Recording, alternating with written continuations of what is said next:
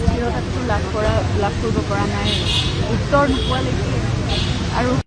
যিটো আছে সেইটো সদায় থাকিব ন জীৱন চলি আছে জীৱন যিহেতু আপুনি ভিডিঅ' কনফাৰেন্সযোগে আজি পিতৃকা শৰ্মা সম্পন্ন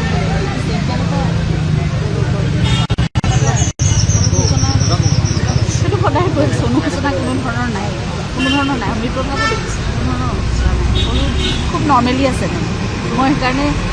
নাজানো তেওঁলোকৰ মনত কি আশ্বাস আছে নে কি ভাবি আছে তেওঁলোকে কিন্তু কটকটীয়া বিচাৰ হ'বই লাগিব আৰু ন্যায় প্ৰতিষ্ঠা খুব ভালদৰে হ'ব লাগিব শাস্তি পাবই লাগিব কিবা যদি জামিনৰ কথাও ভাবিছে এইবোৰ নিবেদনটো চলিয়ে আছে গতিকে কোনোদিনেই সেই দোষীকেইটাই মানে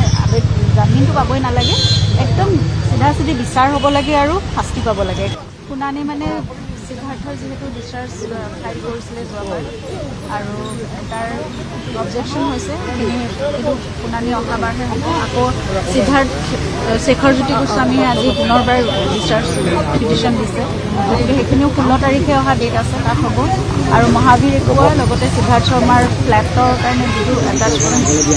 আছিলে পিটিশ্যন সেই সকলোখিনি অহা 16 তাৰিখে হ'ব গতিকে আজি মহন্তৰ যে লয়েৰে ডকুমেণ্টৰ কথা কৈছে বহুতখিনি খেলি মেলি কৰি আছে তেওঁ মানে অলপ কনফিউজ যেন লাগিছে গতিকে সেই কথাবোৰ চাওঁ অহা 16 তাৰিখে আকৌ কি হয় আৰু আমি বাৰে বাৰে বিশেষ আদালতখনৰ কথা কৈ আছোঁ এখন নহ'লে নহ'ব নহ'লে ইমান দিন ধৰি আৰু এনেকৈ শুনানি চলি থাকিব বছৰ ধৰি সেইটো জুবিন গাৰ্গৰ লগত বা এনেকুৱা এটা বিশেষ কেছৰ লগত এইটো কথা হোৱাটো সম্ভৱ নহয় আৰু অসমৰ ৰাইজে আমি যিমান পাৰি ক্ষীপ্ৰতাৰে আমি শুনানি ৰায়দানটো বিচাৰিছোঁ এটা শেষ আমি উত্তৰ পাব লাগে সেইটো কথা আৰু দোষী অলৰেডি সাব্যস্ত হৈছে যে দোষী শাস্তি পাব লাগে সেইখিনি